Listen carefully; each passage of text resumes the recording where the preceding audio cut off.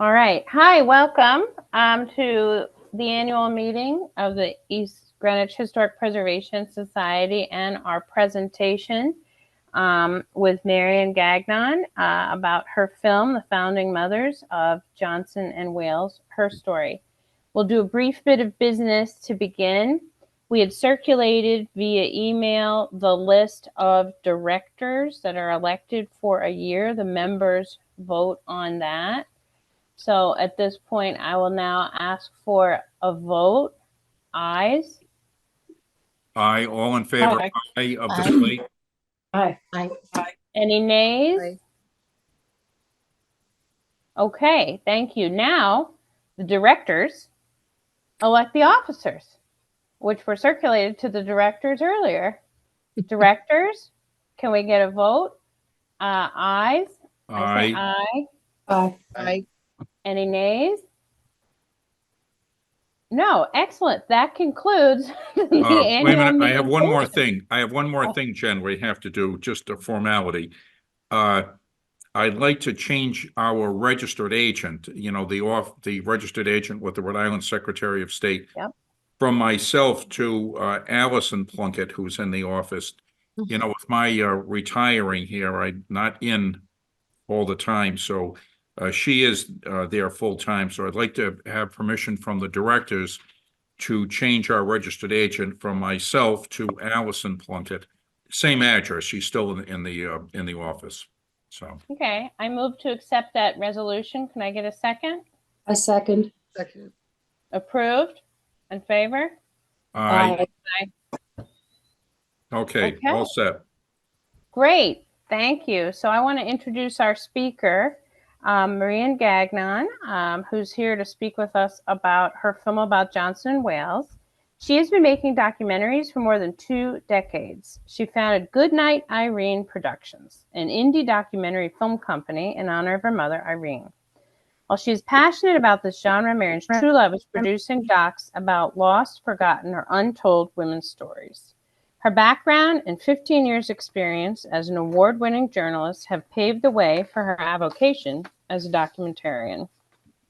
As writer, director, and producer, she collaborates with videographers, animators, archivists, film editors, and composers to produce award-winning documentaries. She has a Bachelor of Arts degree in journalism, a Master of Arts degree in teaching, and a Ph.D. in interdisciplinary studies with a focus on media studies and the documentary genre. Marian recently retired as a full-time professor at Johnson and Wales University in Providence, Rhode Island, where she taught writing skills, news writing, visual literacy, and film studies at Johnson and Wales for more than 20 years.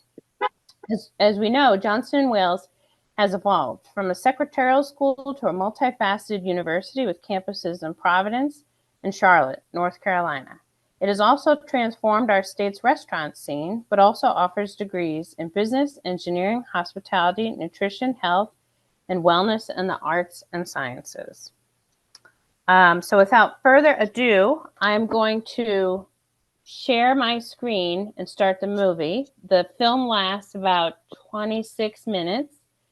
After we view the credits, we will then have time for Q&A. How does that sound, Marian? That sounds good. So we should probably all mute our computers, so doesn't interfere with the audio. Yeah. I think that's right, and I will try to do that myself. Yes. So jot down your questions if you have any. I'm sure we'll have a lively discussion after. And, maybe I should ask first, how many people, well, we have some Johnson and Wales people here, but how many people must confess that they didn't know Johnson and Wales were women? Anybody in the, all right. Yeah. So that was exactly, and that was a common thinking too, that they were 2 men, right? Who started the school in 1914. So I set the record straight on that. That's why I called it HERstory, not HIStory. Very nice. All right, I'm going to mute and go ahead and starting over. We're gonna keep on working proudly. Keep on working proudly. Keep on working proudly. Never turning back.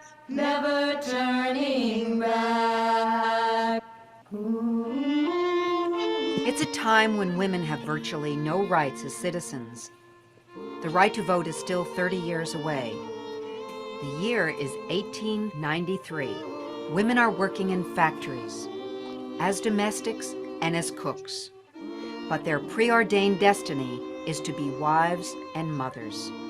The educated few might become teachers, but as teachers, if a woman were to choose marriage, she would be forced to leave her profession. Studying to be teachers in Millersville, Pennsylvania, two women cross paths for the first time as teenagers, but it will be another 20 years before divine providence intervenes. For when they meet again, in 1914, they will forge a partnership that will be so strong, so steady, so balanced, that some will describe it as almost magical. They are Gertrude I. Johnson and Mary T. Wales, founding mothers of Johnson & Wales University.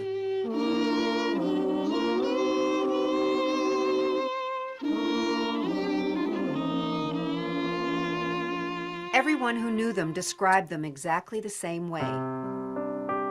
Mary Tiffany Wales was a genteel lady, petite in stature and oh so soft-spoken, but she had spark. Gertrude Irene Johnson was the formidable one, a blustery, robust woman with a stern demeanor, the disciplinarian. Despite their different personas, they were two of a kind. They were highly principled, proper ladies, humble and very private, but they were also strong and willful, true visionaries, and they supported one another in every way. Well, these two relied on each other. Absolutely. And one never did anything without asking the opinion of the other. They got along very well, very well. They were nice to each other, never a harsh word, and conducted themselves in a very businesslike way. Miss Johnson's strength was in her ability to just get things done and get them done right. She had an uncanny way of doing new things, and she wasn't afraid to try new things. Miss Wales was sort of a calming influence. She was a very quiet lady and spoke very softly, never raised her voice. She was very frail and quiet, but I noticed with Miss Wales being so quiet, everyone said, you know, she gets bossed around. Well, she didn't. Under that little silk sleeve was an arm of iron. They were perfectionists, for one thing. You know, you did your homework, and it did get checked, and you did your work. It was just sort of a nose to the grindstone, but always with elegance, you know, always consideration and elegance. But who were these two formidable women who planted a taproot in Providence in 1914 and sowed the seeds to what would later become an internationally recognized career university? Mary T. Wales was born in April 1874 in Wilmington, Delaware. Gertrude I. Johnson in January 1876 in Norristown, Pennsylvania. Both were born to families who recognized the importance of education, even for their daughters.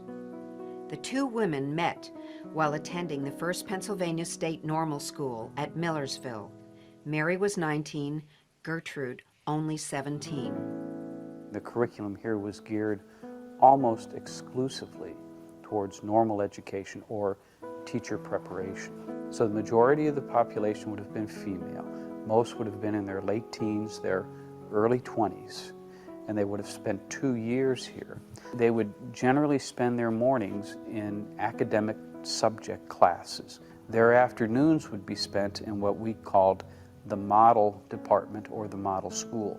That was where they actually gained experience teaching, and under the supervision of faculty, they would learn the ropes of the classroom.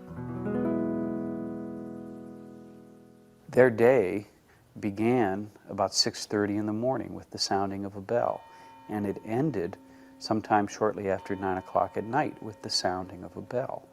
And throughout the day, there was the tolling of the bell to tell the students when it was time to move to some other activity. At the other end of campus from here, that bell still rings each day as a kind of symbolic recognition of that time. Still in the clutches of the Victorian era, women were carefully guarded at Millersville and expected to be proper ladies at all times. Social activities were religiously based. There was the Women's Christian Temperance Union, a Bible study club, and 2 literary societies to choose from. Socially, this was a very conservative institution, and there were very firm and fixed rules about student conduct, and particularly about what they called the association between the sexes. It was not permitted for a male and female student or teacher-student to have a conversation outside the classroom. Students found very imaginative ways around those rules, much to the consternation of the faculty. Just 2 blocks from where we're sitting is a road called Shanks Lane, which is really only a half block off what was then campus. And students would oftentimes make arrangements, usually through this practice called snapping.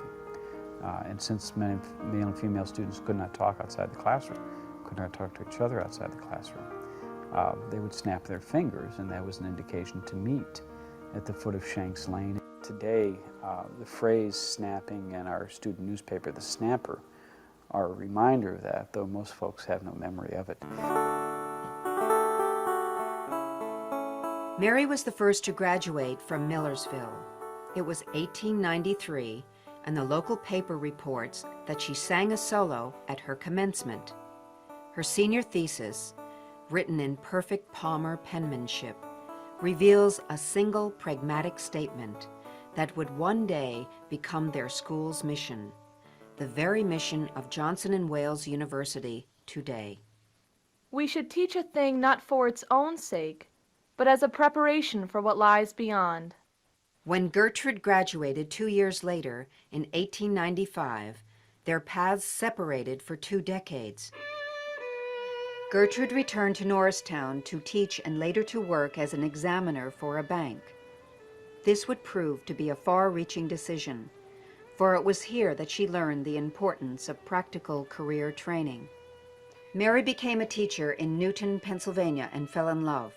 She was engaged, but her fiancé was killed in the Spanish-American War. Later, she moved to Montague, Massachusetts. There she taught first, second, and third graders for more than a decade. Mary's annual teacher salary was $400, considerably less than what the janitor earned. Destiny brought the 2 women back together in 1913 when they both accepted jobs as teachers at Rhode Island Commercial School, later to become Bryant College.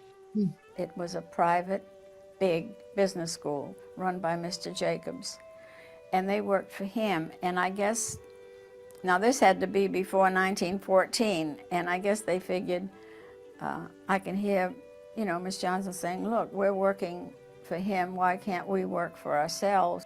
And so they did. In 1914, 1 year later, the women set up shop in Miss Johnson's home at 250 Hope Street.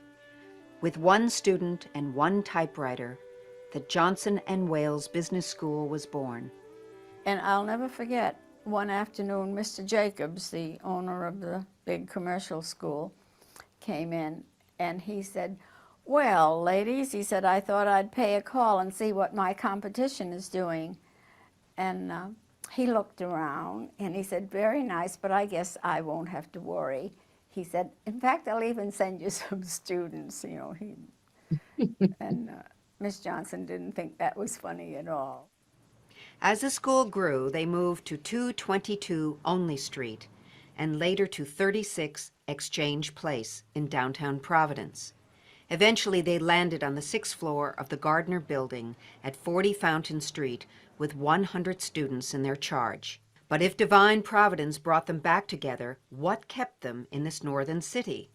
What did they see here that made them want to stay and open a school primarily for women? It's a very important city at that point in time. It's a port, an important port in New England. It's an important railroad terminus. It's the seat of state government. There are many, many factories and ongoing industries, the most important of which is probably the textile industry. It was a time that personnel was at a premium. And this was a time, and perhaps Miss Johnson was well aware of this fact, that there had never been such a boom in hiring and firing. And she thought, let's give them something, quality people to hire. Let's give them something, a class act. And they had experience as teachers. They were somewhat older, and as long as they had enough capital to open a business and to provide the office machines, which would have included typewriters, adding machines, comptometers at that point, and knew how to teach the skills of dictation, bookkeeping, accounting, typing, then this is an ideal business for two women to begin. Miss Johnson and Miss Wales launched the school at the beginning of World War I, when there was a real shortage of male labor, including male office workers. With men marching off to war, a door swung open to women, a door to entry-level office work. The office is a place of opportunity. Teaching office work is a place of opportunity. But in the office and in the world of education, the higher level positions are absolutely closed to women.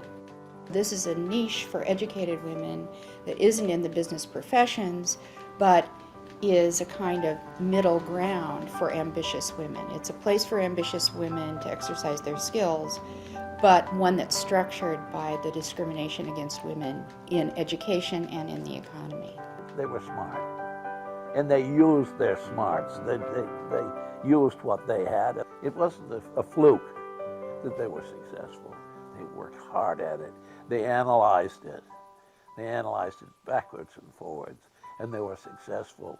And what they had, that drive, and saw what a woman's mind was capable of. And at that time, the world always knew that women were not quite up to the mental qualities of the male. They proved that wasn't true. Gertrude and Mary were part of the New Woman era. This new woman was mobile, independent, self-confident, and often rejected marriage in exchange for a career. Many women who receive educations at this point in time feel a kind of mission as women not to waste their education. And Miss Johnson and Miss Wales fit that profile. They show us that by what they did later, that they pursued this business education with a real dedication and with a sense of mission as women, that they wanted to do something important with their education. The relationship between the two women is obviously central to their success in creating this school. They must have respected each other, liked each other, been tolerant of each other's foibles. One was strong where the other wasn't, and vice versa. It's a common aspect of the new womanhood to have these strong female friendships. In great partnerships. That's how it happens. That one person, and I'm sure that's between Johnson and Wales, that one person filled in the minus qualities of the other. And both of them had guts and strength, but both of them had minus qualities. Fortunately, it meshed.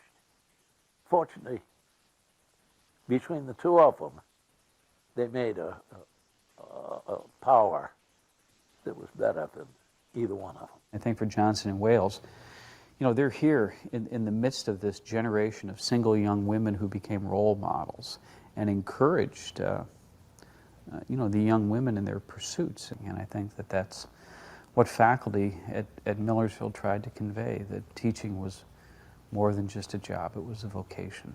And you had a real responsibility to shaping those in your charge. There's a lot going on in this period. It's a kind of bustling, very intense period from 1890 to the First World War. And these women would have been part of that movement from smaller towns to big cities. When they get to the city, they can live together, no one will question that. They can engage in this creation of a business, basically, and things that they wouldn't have been able to do in 1880. Women's suffrage is proceeding at a very rapid clip at this point, and there's a women's suffrage movement in Rhode Island. It would have been in the newspapers in the Providence Journal that they read every day, but they're seeing this all around them. They had to be feminists. They walked into a man's world. Here, these two women, and you know, built a thriving business, and then whatever they were doing it right. Their students, now in their 70s and 80s, remember them as exceptional teachers with very high standards. That I thought they were excellent teachers because before I met them, I graduated from classical high school, and we had some excellent teachers there. But I just found that Miss Johnson, Miss Wales topped them. One of the things that I will remember about class time was that once Miss Wales began her bookkeeping class in the morning, she was not ready to quit until she finished whatever the subject was for that morning. And so periodically the door would open and Miss Johnson would appear. She'd never said a word, but then the door would close. And that could happen like 3 times. We all guessed what it meant, that it was time for Miss Wales to stop, but she went right on until she finished, and then very quietly would say, "The class is over now." One thing that I do remember was Miss Johnson said, "Now you girls are not going to graduate until you can take the Lincoln-Gettysburg Address at 100 words a minute." She had us timed. We had to take the Lincoln-Gettysburg Address in 5 minutes. For 5 minutes, that was our graduation exam.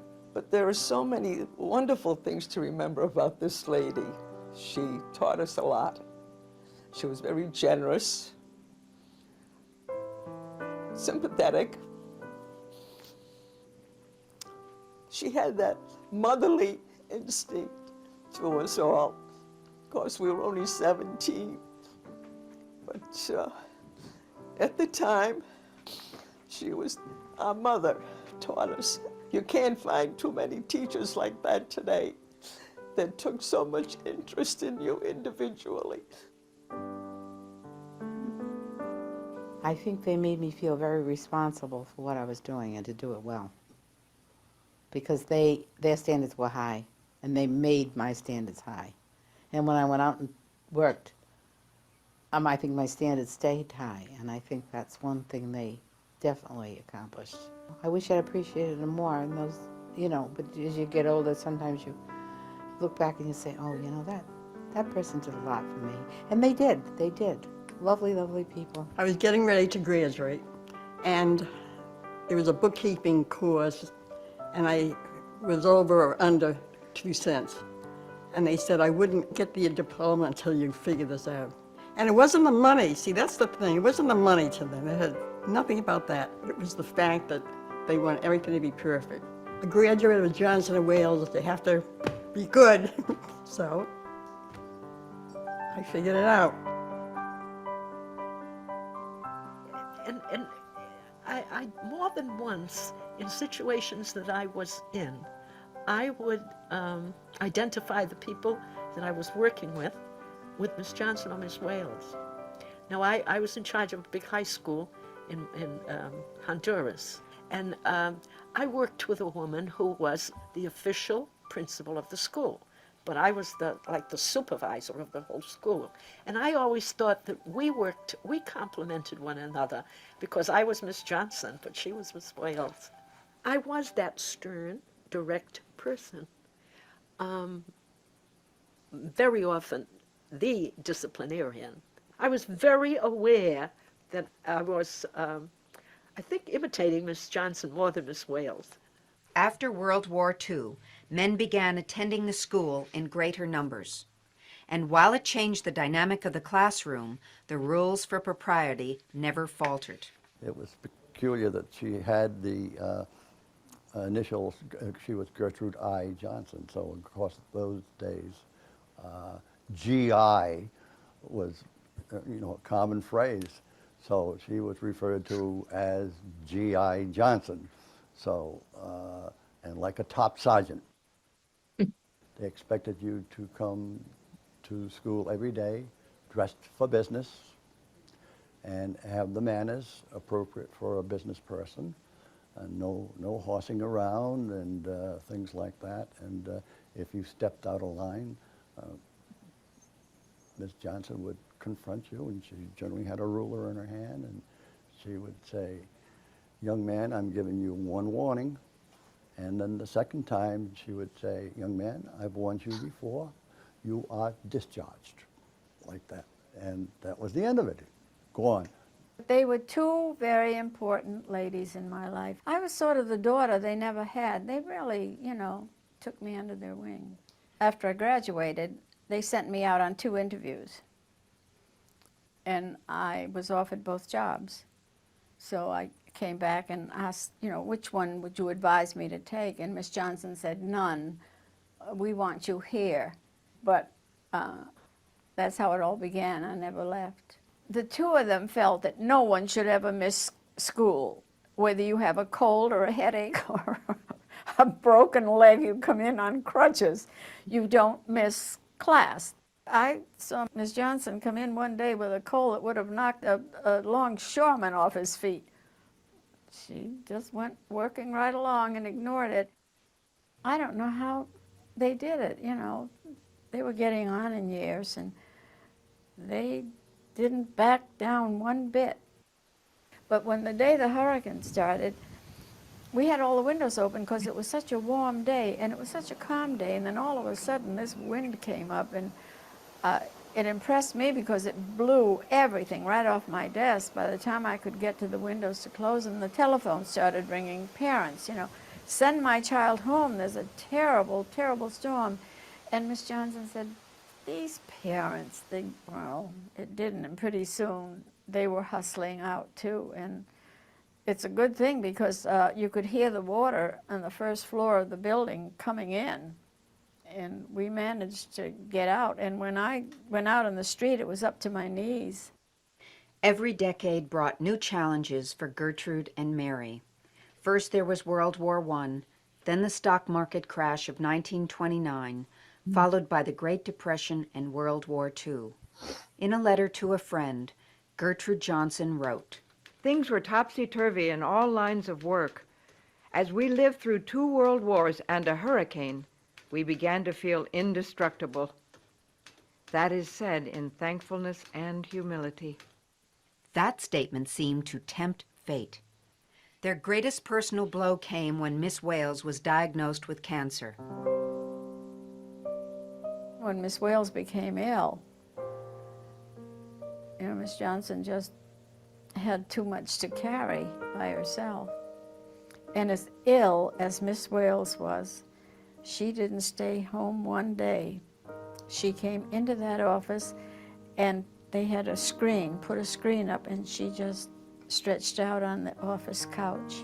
And there she would stay all day until Miss Johnson was ready to go home. And she was very ill.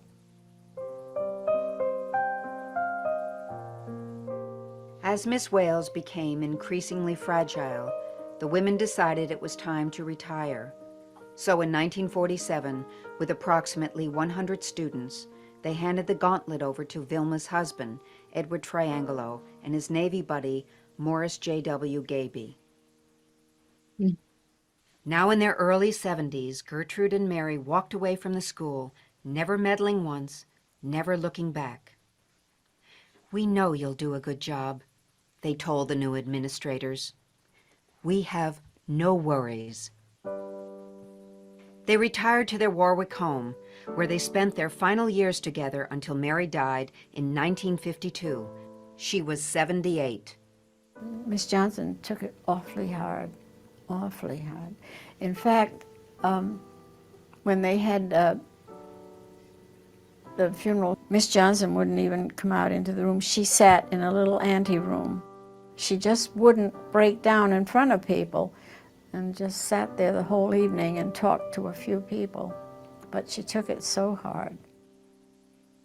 After Mary's death, Miss Johnson sold the house and returned to her home state of Pennsylvania, where she lived another 9 years. She died in 1961 at the age of 85. We know that Gertrude Johnson and Mary Wales took great pride in their role as teachers and dedicated themselves to helping young women learn employable skills. But they probably never realized that they were also building the very foundation for what would later become a fully accredited, internationally recognized career university with more than 15,000 students and multiple campuses across the United States. When people say Johnson and Wales, it's Miss Johnson and Miss Wales as far as I'm concerned. When I walk on the Providence campus, I look around and I just feel sometimes that they're around looking and gasping. I think that they would be very happy how it expanded onto more things. I think if they were alive and younger today, they would be part of it. I think it's a compliment to them that the name wasn't changed. It could have been. So that's a compliment to the two women.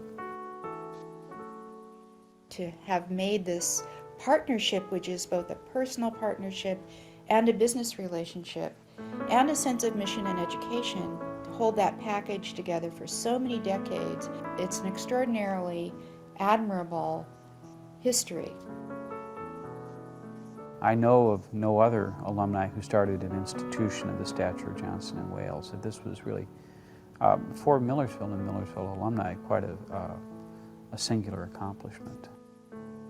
Well, I think they might have looked at each other and said, we did a good job.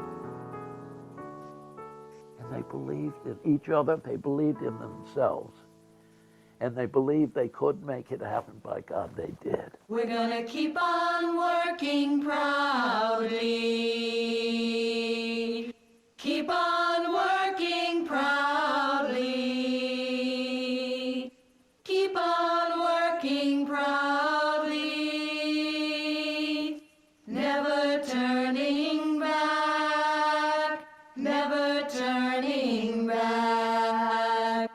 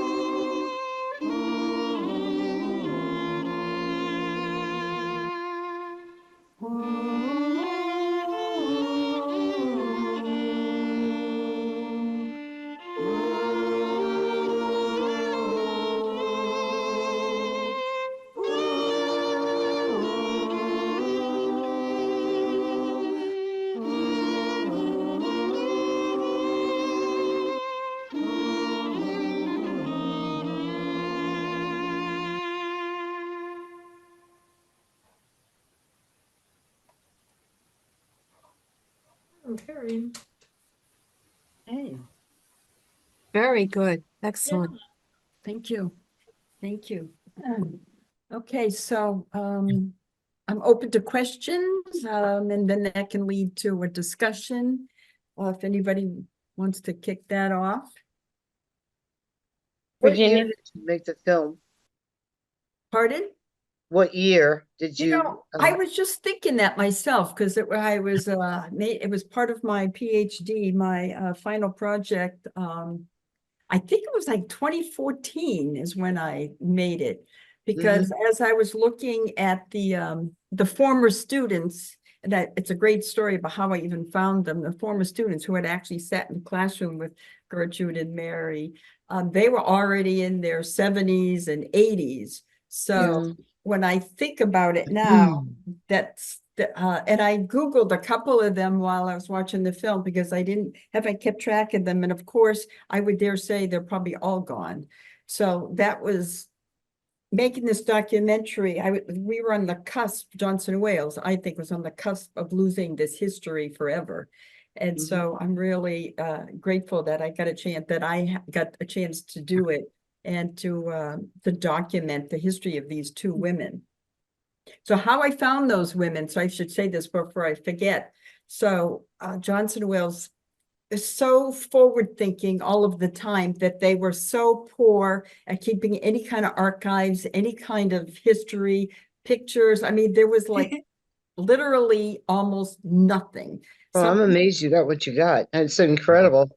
I can't tell you how much I had to dig. I had to really use my research skills as a former reporter, but also, you know, the things that I learned, I think, in my PhD program. And it took a lot of digging. So if some people would have a picture of something, you know, like the woman who head up HR said, oh, I think I have a picture of, you know, so whatever, and in her drawer or something, but there was no central, there is now because of the documentary. I was like, we need to start keeping these things. But I contacted the columnist at the Providence Journal, Andy Smith. I don't know if you remember him, but I just said to him, look, I'm doing this documentary and we have an alumni association, but it does not go back to the 40s, right? Or the 50s.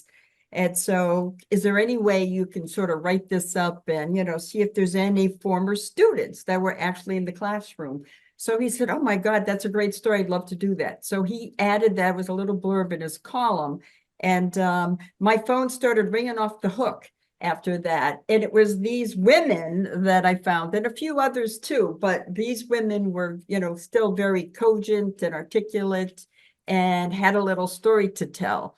So I arranged, obviously, to interview them on camera. And the woman who was the nun, she was such a character. She wanted to be a nun since the time she was like 15 or something. And her parents said, she was like 17, going on 18, and she wanted to join the nunnery or whatever, the convent. And her parents said, look, just why don't you go to Johnson & Wales for 2 years? Just see if you like it, and you know, and if you still want to be a nun when you get out of the 2-year program, all right, then we'll agree to it. So of course she did become a nun, but she said she just loved being at Johnson & Wales, and the stories that she told about how she always saw herself more as Miss Johnson than Miss Wales when she was a teacher herself. Somebody had their hand up. Gloria, you're muted. You have to unmute, Gloria. Yeah, unmute. There you go. I wondered what Maxwell May's association with the school. Yeah, it wasn't. He's just a real Providence historian. He loves history. And I've met him at like a Johnson & Wales dinner or something. Before I was teaching for 20 years, I was director of communications. And so I met a lot of people, including certainly a lot of great chefs and stuff, but I met him somewhere along the way.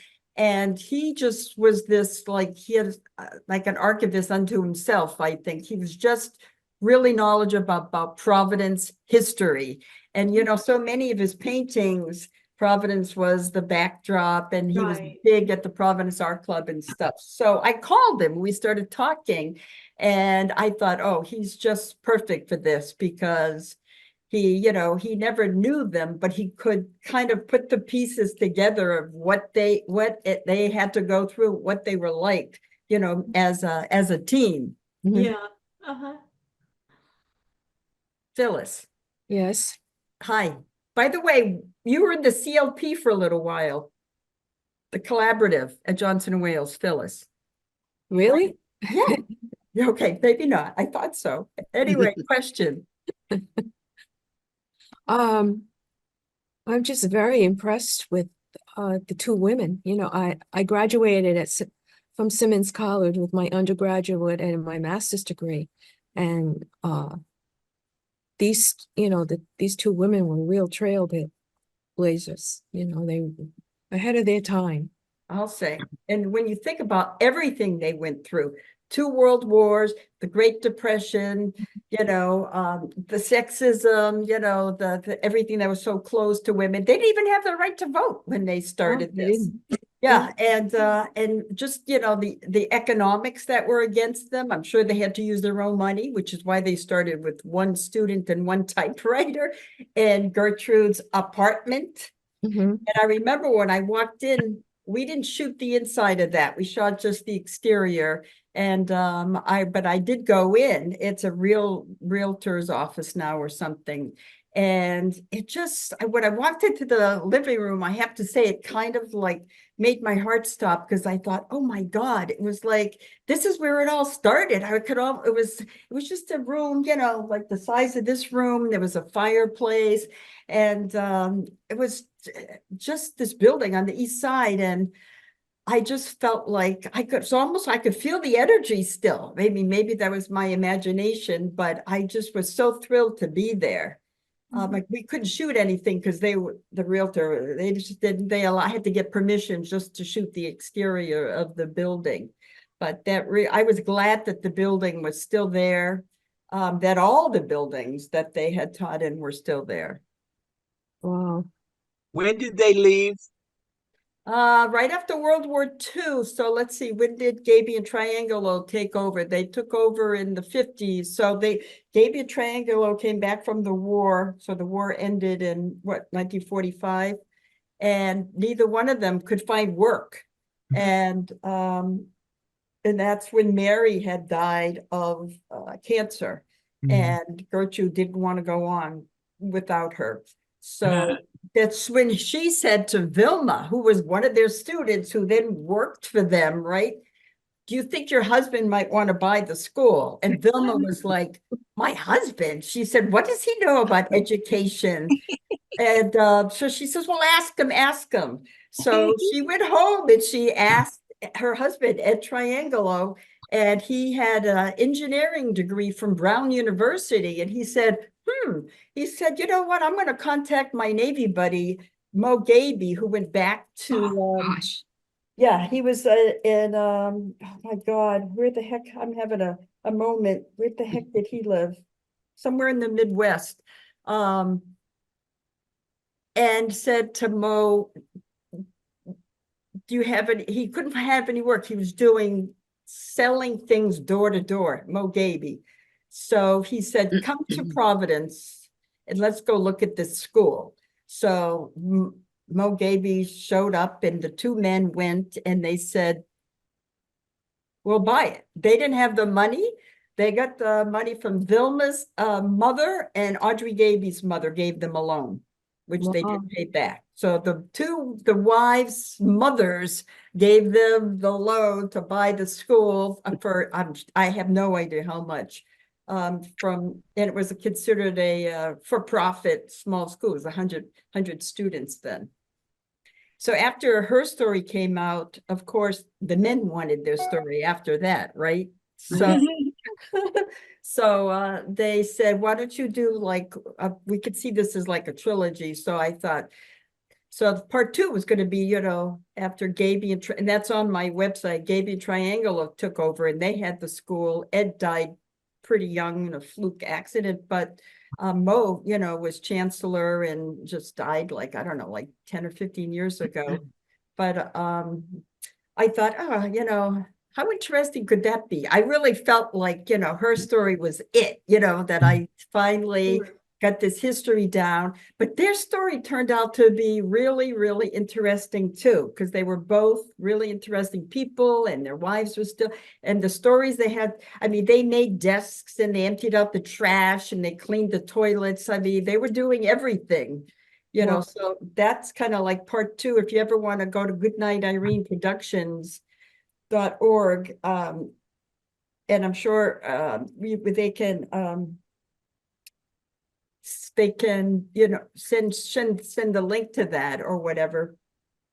There's 3 parts to it, and all 3 stories, just 26 minutes long, are really very different unto themselves and quite interesting. But my heart is with Gertrude and Mary. Virginia, you had a question?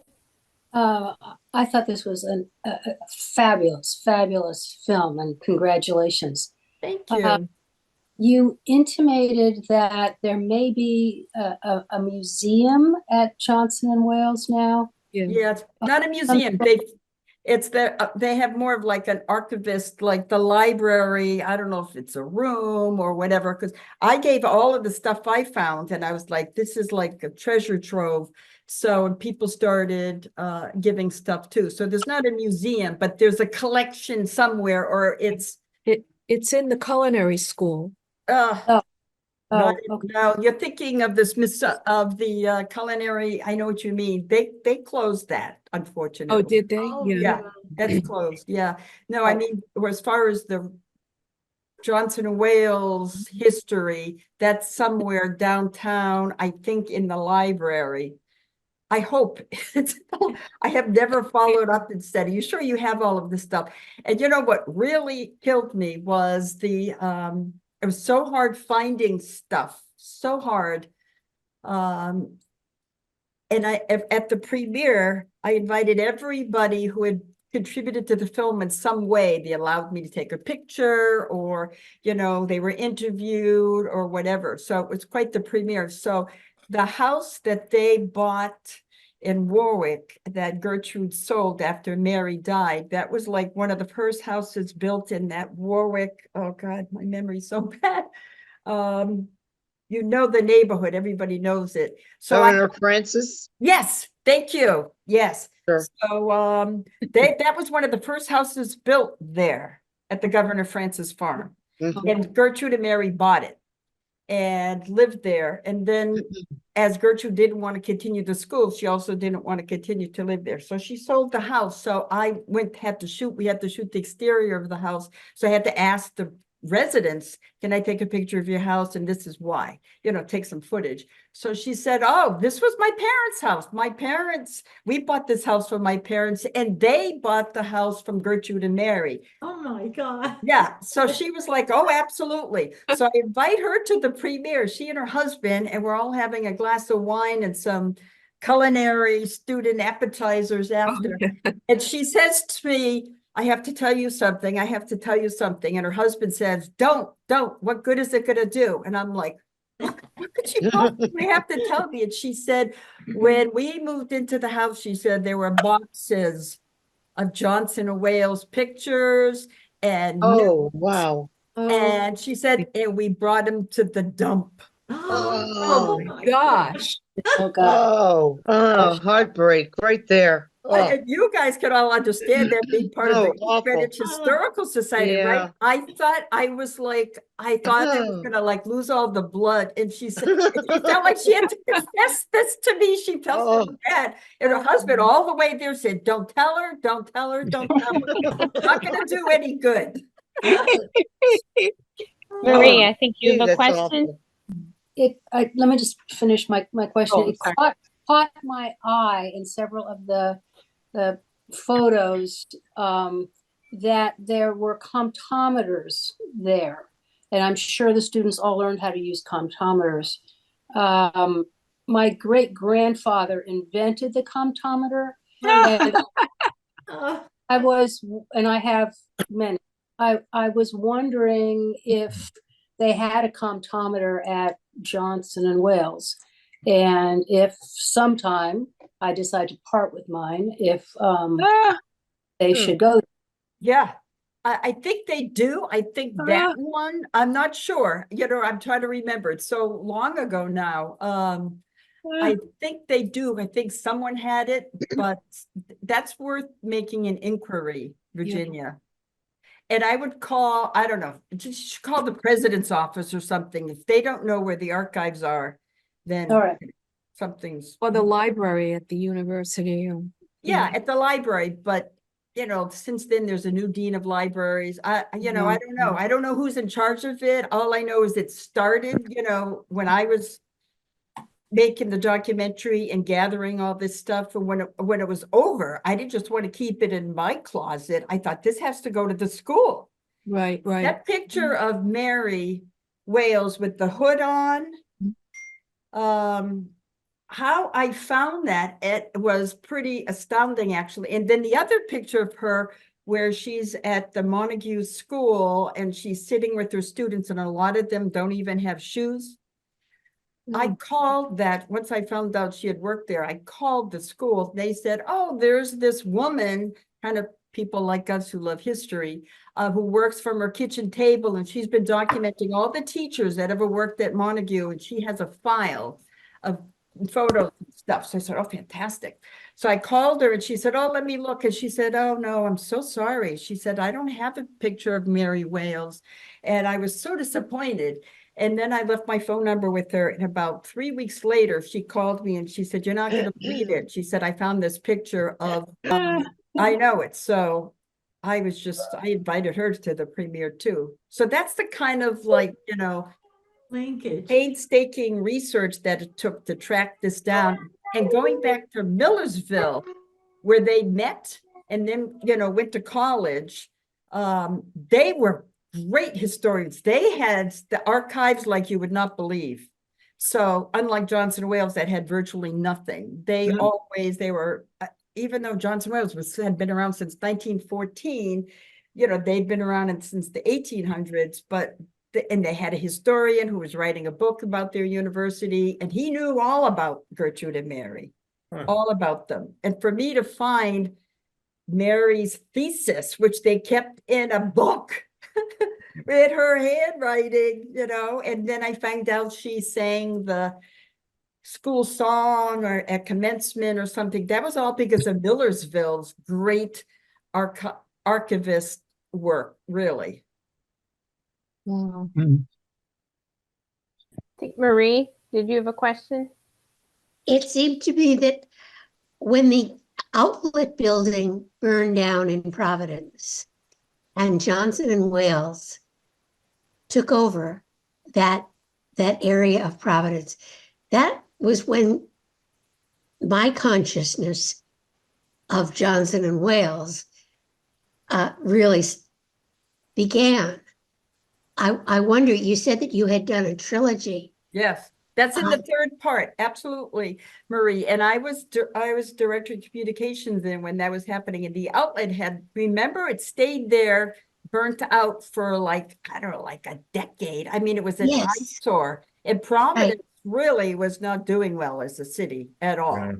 I remember when I had my office, when I first took that job in like 1989, I remember looking out the window on Wade Boston Street, and the building across from me had all these broken windows and these pigeons were flying in and out of it. And so Providence, really back then, Johnson Wales was a big part of the resurgence of Providence, and the culinary students that stayed in Providence. So, and started restaurants and catering and whatnot. And so when they decided to buy that building, that's when they had a charrette. That was Jack Yenna's doing. Jack Yenna is really a big part of the third. He is really the third piece of the documentary, where he said, "We're done buying all these,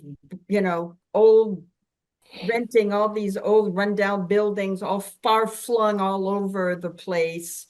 Let's have some kind of real campus." And he hired someone to come and do a charrette. I think Cianci had done a charrette for Providence and met, I forget the name of the guy who did the charrette. He was famous from Florida. So he had him come up and do the charrette. And he looked at Wade Boston Street and he said, it's a lot like Oxford Street in old London. It's kind of crooked. And so he said, this is where you should start to build your campus. So the outlet, Marie, was the first big building. It was gone, but we had to pay for the cleanup because it was so toxic from all of the, it just rotting there under ashes and stuff. We had to first clean up the site and then built a dorm there, McNulty. I think that's where McNulty is born. Built. So first of all, your documentary is just marvelous. And it was so much information and it was so fun to see and learn all that because, I came to Rhode Island in 1970 and I really didn't know any of that. And that just was wonderful. Thank you. What I also want to say, in 1966, I was a student at Yale Divinity School in New Haven. And the Culinary Institute of America had opened an office in New Haven a couple of years before that. And I actually was working as a support person with students at the Culinary Institute. And they were living 20 miles out from New Haven in a motel. And they were so lost and they were so confused. It was like these 18, 19-year-old kids, and they had no support. And they said, the teachers are all these autocratic chefs, and we are scared to death, and we don't know what we're doing. And here I am just helping and support them. And then after that, it was that Johnson and Wales took over the Culinary Institute, and the New Haven program, I think it closed. And that really became the gist of Johnson and Wales developing their wonderful, wonderful food program. Yeah. Yeah, and that's in the part 2. That's where Dr. Gaby was instrumental in that. He was a real forward thinker, and a lot of people saying, what we really need is, it's not about cooks anymore. It's like chefs. It's really a career, and it's really an elevated status. It's not like, you're just a line cook and you're working at Burger King. And so he brought that to the board, and they said, no. We're not getting out of business. This is not going to work. And so he just went back to the drawing board. So that's all in part 2, which is on my website, which I think you'll find interesting. But they didn't take over the New Haven school. They probably just put them out of business. They started, and they did a really good job with it, I have to say. And it's still, then CIA, the Culinary Institute of America in New York, it's Johnson Wales. They're like the 2 big schools. Yeah. But now every little community college has a culinary program, right? That feeds into Johnson and Wales. Totally. No, it doesn't feed into it. It takes away from it. Yep. Yeah. So a lot of people are like, oh, why should I go to, spend because it's a real university. You've got to take arts and sciences. You're getting a bachelor's degree. It's not just a culinary certification. So a lot of these other schools are just doing that, like a CCI kind of a program, where it's like, come learn the basics and stuff. So I've noticed it's become a big deal in some high schools like Warwick, Providence. Exactly. That's what I was referring to. I thought they fit into that with the high schools running. Yeah, and I think the travel industry, right, with hotels management and all of that. Yeah, hospitality management. Hospitality. That's that's right. Didn't Catherine Gibbs School also start in Providence? Yes. I was kind of surprised to, 2 similar schools in the same city. Yeah, and I think that was started by a woman too. It was Catherine Gibbs. Exactly. Right. Yeah. And office work was considered a real step up for women. They could get out of the mills, they could get out of the kitchens. And, other than being a teacher or a nurse where you'd have to go to college for that, there was just there was suddenly this opening for women, thanks to World War I, to like step up and be office workers. Into secretarial positions. Exactly. Yeah. Yeah, because before that they were in typing pools, I think. Right. Yeah. Even then, I think that was difficult for them to get into. It was still very male dominated, all office work. So how did that school compare to Catherine Gibbs? I read a short book about Catherine Gibbs School because I was interested. I'd read a number of, frankly, obituaries of women who had gone to Catherine Gibbs after completing an undergraduate degree that I suppose was considered to be not useful, and then they had to go learn some office skills and get hired somewhere. Was that a similar thing at this place, or was that kind of a different? I think it's different because, in all my research, Catherine Gibbs didn't really sort of intersect with what Johnson and Wales was doing. I'm not sure why, but I think she had a residential. I mean, they had residential programs in New York City at one point, sort of things like that. Did Johnson and Wales have I'm a graduate of Catherine Gibbs. Hey, all right, Sarah. After college. They had a program called an entree program for anybody with a bachelor's that fed. This was in this was the 60s though. And you became like an administrative assistant. And that was the new title. It was a shorter program. And that was the idea that you actually had a degree that you would be working, but you would be working with executives and then move up. Yeah, as opposed to the had a lot to do with, a little bit to do with the women's movement too. Which the beginning in the late 60s.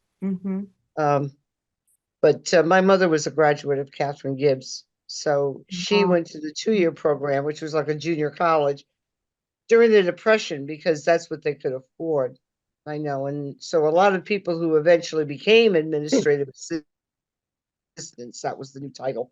Yeah, which was a step up from the the typing step up, pool, right? yeah. Because you weren't in the typing pool and you weren't a secretary. You were given Right. Yeah. other, you know, You're the right hand. right. So, yeah.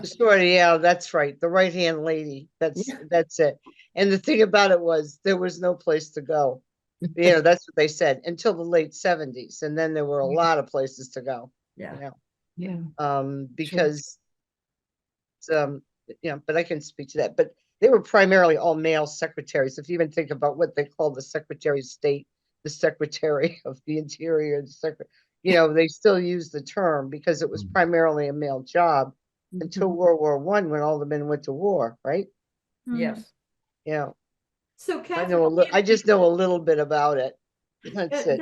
That school is gone, isn't it? I mean, Oh yeah. Oh yeah, it was bought by a conglomerate, and it's unfortunate because it really did, just like career education in schools. I mean, people could come out of high school and go right into that, you know, into the corporate world. But a lot of that's gone. They're trying to bring it back.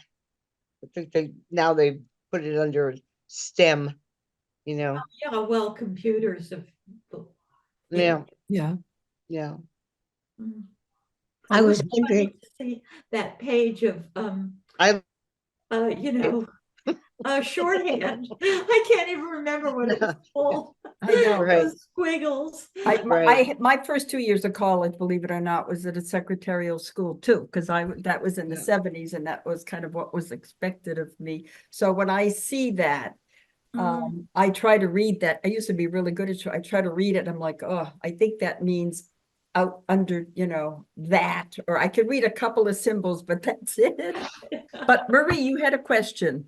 I'm reminded that when it became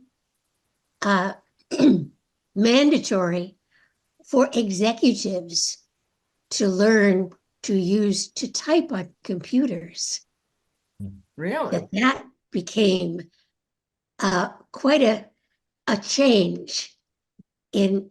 I experienced it only. I used to teach a lot of freshman writing, freshman comp. I remember one time a young man said, "Oh, well, I'll have my secretary take care of that sort of thing." You know, he didn't need to learn grammar. What's and I sort of took a great sense of satisfaction. Yes, he did. That's good. And I think so many. I know a cousin of mine who had been a secretary at Pfizer, I think. Once the computer revolution came along, she became quite an important person. That's good. And that's probably largely thanks to the second wave of the feminist movement, who really, you know, started to like push for women's rights in the 60s and 70s, and where we weren't suddenly just having to stay in office work. We can then like move on and get higher education, you know, and that type of thing. I'm the only one in my entire family, among all of my cousins and stuff, that ever went on to have a PhD. And that was certainly never anything in my goals when I was in high school, right?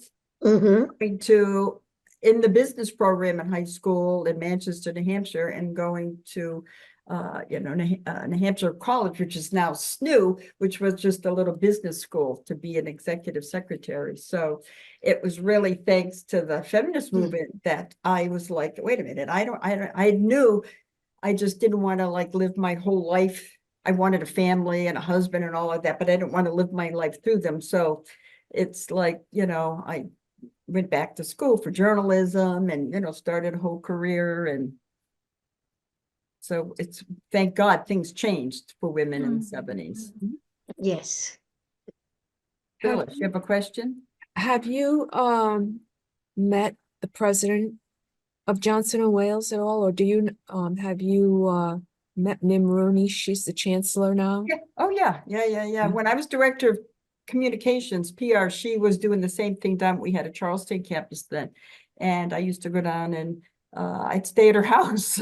Yes, we know each other really well. Yeah. Well, back then we didn't really maintain a relationship. Yeah. So she was the first woman to become president. Then, after Gaby and Triangelo and Jena, it was like the whole hierarchy became so male. And I remember when I was director of communications and PR saying, this doesn't look good. It's like you need to have more women up at and there were plenty of women directors. I was a director. We were the worker bees. So it's a lot. There's a woman president now. There's a woman chancellor. So it's like it took 100 years for it to really finally get back to what started. Yeah, that's true. Yeah, it took 100 years. Yeah. Very true. Yeah. Well, I'm glad you all enjoyed it so much. Oh, we did. Thank you. Fabulous. Thank Wonderful you. program. Really Wonderful appreciate it. program. Just one other question. When are you doing the Ida Lewis? So it's funny. I mentioned Ida Lewis and I was having like a senior moment. That's done. I did that 5-6 years ago, whatever. And that's on, if you ever wanted me to come and talk about that at a future date or something. Yeah, that would be interesting. That would I'd be love it. interesting. Yeah. Unbelievable story. Is that online also? Yeah, it's in my, you can watch it. It's in Goodnight Irene Productions. It used to be, PBS would run it. PBS would run Rhode Island PBS. Used to sell it on Amazon, Ida Lewis, as a streaming thing, but then Amazon dumped all independent filmmakers too. It's hard to be an independent filmmaker nowadays because you gotta write grants, which is just, as you probably all know, the bane of our existence. And it's just, you don't make money doing this, you do it out of a love. So yeah, Ida Lewis, if you look it's under my filmography, under Goodnight Irene Productions, you'll see a picture of my beautiful mom in my logo. And so it's there, America's Forgotten Heroine. Thank you. So, if I could talk about that, or that's longer though. You'd have to that's more like 47 minutes, I think. All right. All right. Well, thank you, Marian. A You're very nice welcome. program. Very nice program. Oh, thank you so much. It feels good to revisit again. Yeah. Yes. Okay. Okay. All right. Good night. Thank you for joining. Good Thank night. you very much. Thank you. Good night. Very Bye. good. Bye-bye.